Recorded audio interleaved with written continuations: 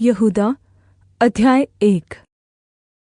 यहूदा की ओर से, जो यीशु मसीह का दास और याकूब का भाई है, उन बुलाए हुओं के नाम जो परमेश्वर पिता में प्रिय और यीशु मसीह के लिए सुरक्षित है, दया और शान्ति और प्रेम तुम्हें बहुतायत से प्राप्त होता रहे। हे प्रियो, जब मैं तुम्हें उस उद्धार के विषय में लिखने में अत्यन्त परिश्रम से प्रयत्न कर रहा था जिसमें हम सब सहभागी हैं, तो मैंने तुम्हें यह समझाना आवश्यक जाना कि उस विश्वास के लिए पूरा यत्न करो जो पवित्र लोगों को एक ही बार सौंपा गया था, क्योंकि कितने ऐसे मनुष्य चुपके से हम में आ मिले हैं जिनसे इस दण्ड का वर्णन पुराने समय में पहले ही से लिखा गया था।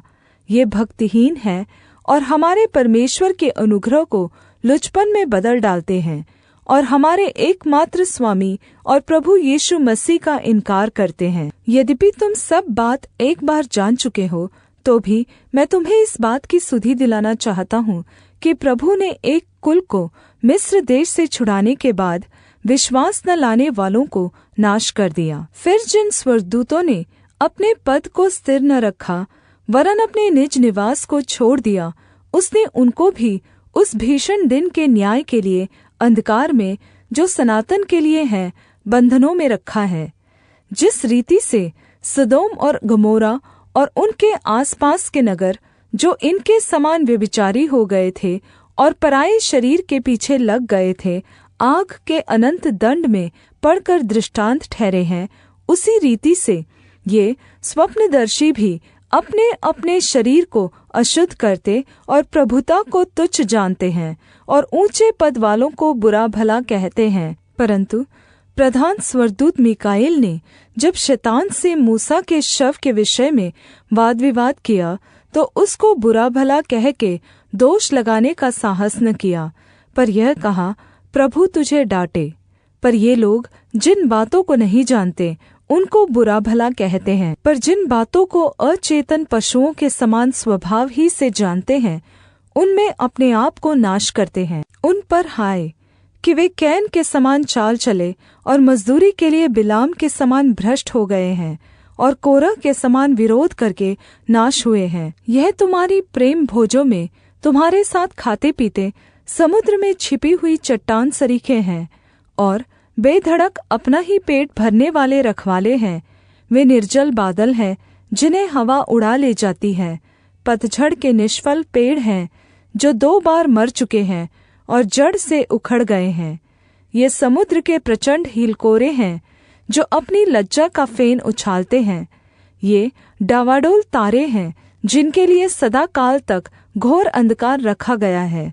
और हनोक ने भी, जो आदम से 7वीं पीढ़ी में था, इनके विषय में ये भविष्यद्वाणी की, देखो प्रभु अपने लाखों पवित्रों के साथ आया कि सब का न्याय करे और सब भक्तिहीनों को उनके अभक्ति के सब कामों के विषय में जो उन्होंने भक्तिहीन होकर किए हैं और उन सब कठोर बातों के विषय में जो भक्तिहीन पापियों ने उसके विरोध में कही है, दोषी ठहराए।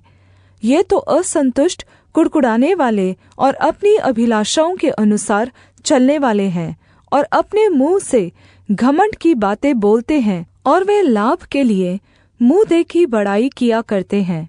पर हे प्रियो, तुम उन बातों को स्मरण रखो जो हमारे प्रभु यीशु मसीह के प्रेरित पहले कह चुके हैं। वे तुमसे कहा करते थे, पिछले दिनों में ऐसे उपहास करने वाले होंगे जो अपनी अभक्ति की अभिलाषाओं के अनुसार चलेंगे। ये तो वे हैं जो फूट डालते हैं, ये शारीरिक लोग हैं जिनमें आत्मा नहीं। पर हे प्रियो, तुम अपने अति पवित्र विश्वास में अपनी उन्नति करते हुए और पवित्र आत्मा में प्रार्थना करते हुए अपने आप को परमेश्वर के प्रेम में बनाए रखो और अनंत जीवन के लिए हमारे प्रभु यीशु मसीह की दया की आशा देखते रहो। और उन पर जो शंका में हैं दया करो और बहुतों को आग में से झपट कर निकालो और बहुतों पर भय के साथ दया करो, वरन उस वस्त्र से भी घृणा करो जो शरीर के द्वारा कलंकित हो गया है।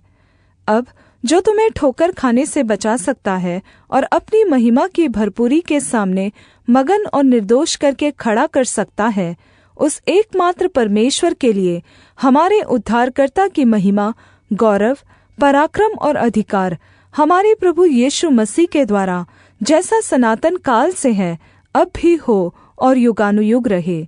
आमीन।